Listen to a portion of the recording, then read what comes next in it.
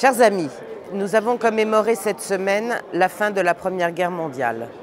Je voudrais partager avec vous mon émotion quand je repense aux 1,4 million de Français tués au combat pendant ces 4 années de guerre intra-européenne, sans compter les 300 000 civils qui ont également péri. Plus de 4 millions de soldats français ont été également blessés.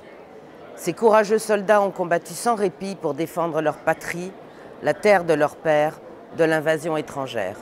Rendons-leur hommage. Mais ces soldats ne doivent pas être morts pour rien. À nous aujourd'hui, toute proportion gardée bien sûr, d'être dignes de leur sacrifice.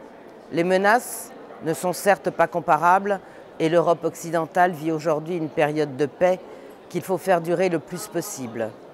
Mais ne nous y trompons pas. Notre patrie est aujourd'hui en grand danger.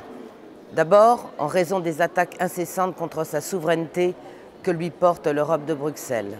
Perte du contrôle de nos frontières, perte de notre souveraineté monétaire, perte de notre souveraineté économique et progressivement, affaiblissement de notre armée et de notre diplomatie. Est-ce pour cela que se sont battus nos aïeux? Je ne le crois pas. Et nous sommes également menacés de l'intérieur par cette immigration extra-européenne qui nous submerge depuis bientôt 40 ans, couplée à un reniement permanent de notre identité et de nos racines par nos élites. Chers amis, il est plus que temps de dire stop à ce double renoncement dont sont coupables les frères siamois de l'UMP et du PS.